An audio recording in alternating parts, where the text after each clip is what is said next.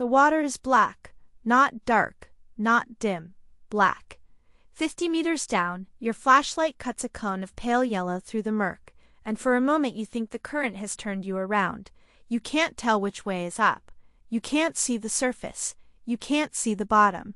And then your beam catches something, a shape, massive, looming out of the dark like a city block that fell from the sky. Steel, encrusted in barnacles and coral, twisted, broken, but unmistakably a ship, a warship. And not just any warship. This one disappeared in the last weeks of World War II. This one carried cargo that never showed up in any inventory, any manifesto, any Allied seizure record. This one sank so fast that almost no one survived to say what was actually aboard. Governments said it was empty, but governments lie, and what the divers found inside, decades later in a sealed compartment that wasn't supposed to exist, changed what historians thought they knew about the final days of the Third Reich. What was aboard the ship that was never supposed to be found? Part 1. The Last Days of a Dying Empire. It's April 1945. The war in Europe is almost over, and everyone knows it. Berlin is surrounded. Allied armies are pushing from the west. Soviet forces are grinding from the east. And somewhere in the chaos of a collapsing regime, something is moving that isn't supposed to be moving. Assets. The Third Reich spent 12 years accumulating wealth on a scale that's almost impossible to comprehend. Gold looted from central banks, artwork stripped from occupied countries, currency seized from victims of the Holocaust, jewels, platinum, bearer bonds, documents, technologies. And when it became clear that the Reich was finished, truly finished, certain people began moving things. Quietly, urgently. In the middle of the night, the Nazis had a plan for this. Historians call it action, the systematic concealment of assets of the final weeks of the war. Some of it went to mountain lakes in Austria, some went to underground vaults in Bavaria, some ended up in Argentina, some disappeared entirely, and some was loaded onto ships. That's the part that gets complicated, because the Baltic Sea in April 1945 was not a place you wanted to be. Part 2. The Baltic was burning. People think of naval warfare as something that happened in the Pacific. Midway, Leyte Gulf, the vast open ocean, but the Baltic Sea in early 1945 was something else entirely. It was a nightmare. Soviet submarines were prowling just beneath the surface, hunting anything that moved. The Luftwaffe, what remained of it, couldn't provide air cover. German port cities were already being shelled, and hundreds of thousands of desperate German civilians were trying to flee westward by sea, boarding anything that would float. You've probably never heard of the Wilhelm Gustloff. Most people haven't.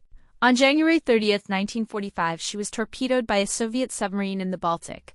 Over 9,000 people died. It remains the single deadliest maritime disaster in human history, dwarfing the Titanic by a factor of 6. Almost nobody talks about it. But the Gustloff was not alone. In the same leaks, the Goya was sunk. The General Steuben.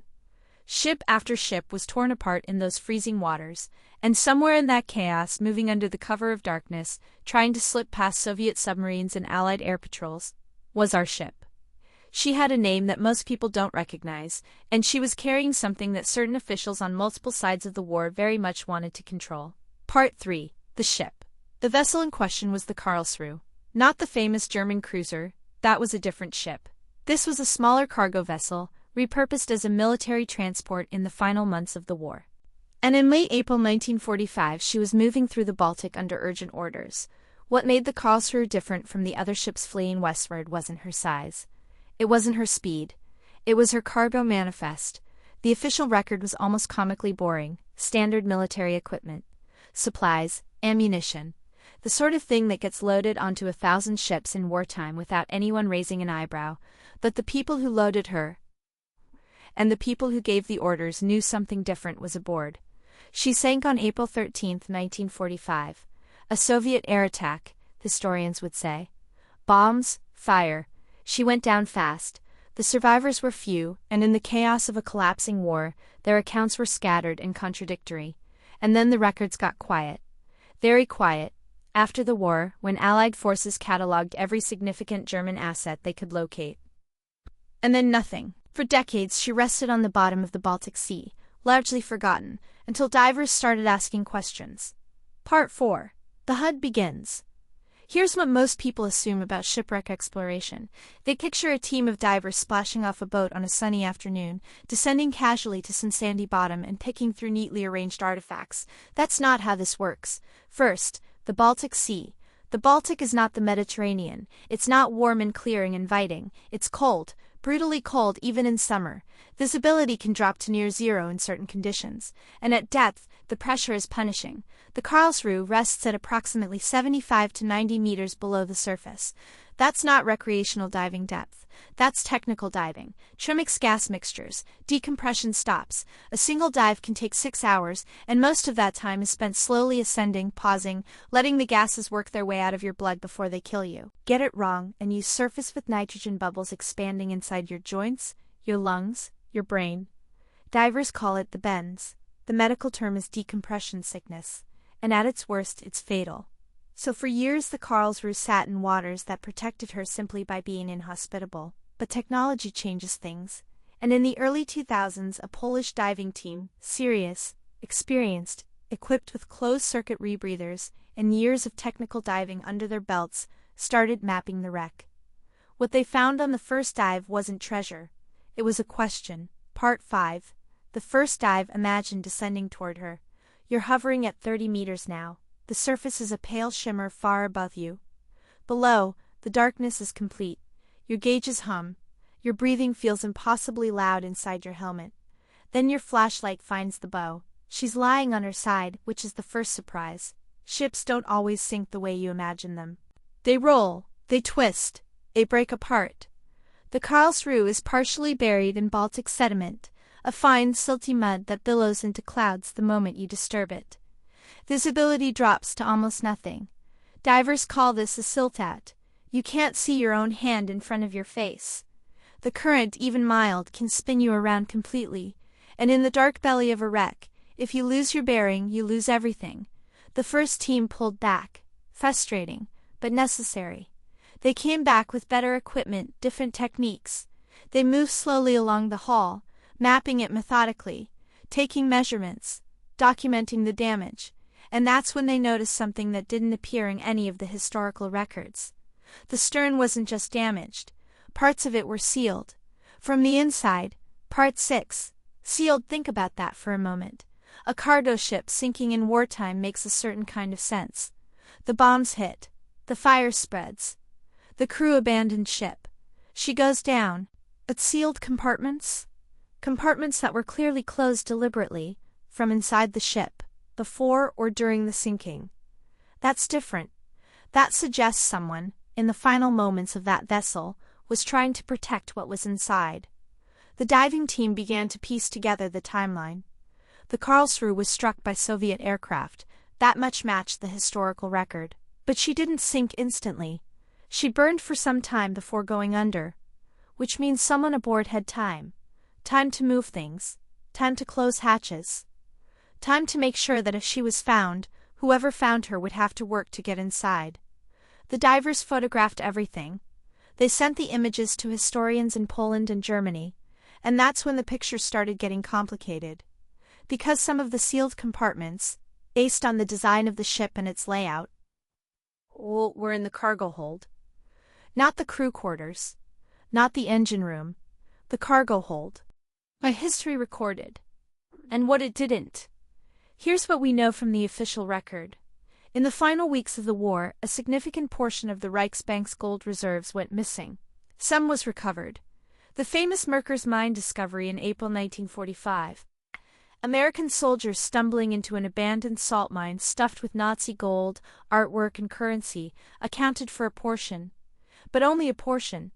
German historians have spent decades trying to reconcile the Reichsbank's books with what was actually recovered by Allied forces. The numbers don't add up, not by a small margin either. We're talking about hundreds of millions of dollars in 1945 values. Billions in today's terms, and one of the working theories, documented, taken seriously by serious people, is that some of it went east by rail. And then, east by sea, onto vessels moving through the Baltic in those final desperate weeks. The Karlsruhe was moving along precisely that route, at precisely that time, with a cargo manifest that was vague. But here's where it gets stranger. When the Polish diving team finally managed to breach one of the sealed compartments, after months of planning, multiple exploratory dives, consultation with naval archaeologists, they didn't find gold. They found something they weren't expecting. Part 8. Inside the compartment. The actual penetration dive was slow. Hours of preparation, double-checking the gas mix, running the decompression tables again and again, laying a guideline, a thin cord that would be their only reference point in total darkness, into the wreck. The compartment entrance was narrow. Twisted metal on one side from the bombing, sediment packed in at the edges. The lead diver had to exhale completely to squeeze through, and the silk bloomed around him in a gray-brown cloud. Inside, darkness, complete, absolute, total darkness. His light cut through it, and what he saw first wasn't cargo. It wasn't gold. It was personal items. A boot, perfectly preserved in the cold, low-oxygen environment of the sealed compartment. A leather boot, sitting upright, as if someone had just taken it off. Nearby, documents, some legible, some destroyed by water and time. The visible portions were in German, handwritten, and then a row of wooden crates, intact, stacked against the far wall of the compartment, still tied with rope that had somehow survived 80 years underwater. The diver had to stop. The dive plan had limits, specific times at specific depths. Exceeding them meant the nitrogen loading in his blood would climb to dangerous levels. He documented what he could, photographed the crates, measured their approximate dimensions, and then he had to turn around. He had to leave, without opening them. Part 9. The wait. This is the part the documentaries always skip. The dive ends. The team surfaces. They decompress in the water, hanging on the line at 5 meters, breathing slowly. Then they're back on the boat. Then nobody says anything for a long time, because what do you say? They found sealed crates in a sealed compartment of a warship that disappeared with unexplained cargo at the end of the most catastrophic war in human history. And they couldn't open them, not without permits, not without archaeologists present, not without careful negotiation with Polish maritime authorities, because the wreck lies in Polish territorial waters. The bureaucratic process took years. Years, which is its own kind of agony, but that process mattered, because what came out of it wasn't just permission to dive. It was a full scientific expedition, with historians, archaeologists, preservation specialists, legal observers from multiple governments, and a detailed recovery plan. Because everyone agreed on one thing: whatever was in those crates needed to be handled correctly, with a kind of deliberate patience that is completely at odds with how we usually imagine treasure recovery. No drama, no crowbar, just centimeter by centimeter, preservation first. Inside the first crate, ceramic pieces, fragments of what appeared to be decorative plates, well wrapped in cloth that had decayed but still provided some protection. Not gold. Second crate, military documents, records, encrypted, some of them. The kind of paperwork that had no business being on a cargo vessel unless someone was trying to move it out of reach. Third crate. This one was different. Heavier. The divers had noted it from the weight when they moved it. Inside, a layer of packing material, and beneath that, coins. Not gold bars, not stacked bullion. Coins, hundreds of them. Some gold, some silver. Some from nations that had been occupied by Germany during the war. Polish zlotys, Dutch guilders, Belgian francs. Each one was somebody's. Each one had been somewhere before it ended up in that crate. The archaeologists recorded everything. They traced the origins of the coins through their mint marks and dates, and what they assembled, slowly, painstakingly, was a picture of systematic looting across occupied Europe, consolidated and placed onto this ship to be moved somewhere it would never be found. It would have worked, if not for the Soviet aircraft on April 13, 1945. They were recoverable. They were just at the bottom of the Baltic Sea. And this is what underwater archaeology actually does at its best. It doesn't just recover objects, it recovers history. It answers questions that living people have been asking their entire lives. The documents in those crates are still being analyzed. The encryption on some of them has not been fully broken. What they contain, names, orders, plans from the final days of the Third Reich, is still being slowly assembled by historians. Some of it, for legal and political reasons, is not yet public. And that's a story too. Part 12. What's still down there? The Karlsruhe has not been fully explored. Let that land. After all the expeditions, after all the dives, after all the recovered artifacts, most of the wreck remains sealed. Unexplored, sitting in 80 meters of cold, dark Baltic water, because the wreck is also unstable. The hull has been deteriorating for 8 decades. The steel is corroding from the inside out. Sections that were accessible 5 years ago may be collapsed today, and there are munitions aboard, undetonated ordnance that hasn't been stable since the war ended. Every dive carries risk that's hard to explain to people who haven't been down there. You're inside a structure that could move, collapse, or vent gas at any moment. You're breathing a carefully calculated gas mixture that will kill you if you ascend too fast. You're disoriented in total darkness, navigating by a thin cord, and somewhere nearby, inside corroding metal shells, are explosives that are roughly as predictable as a bad mood. The divers who do this work are not reckless. They are, by necessity, extraordinarily careful. But they keep going back, because there are more sealed compartments, and the historical record still has gaps. Part 13. The bigger picture. Think about this. The Karlsruhe is one ship, in one sea. The Baltic alone holds an estimated 100,000 shipwrecks. The world's oceans hold millions, many of them from periods of recorded history, from wars, from exploration, from trade routes that connected civilizations now gone.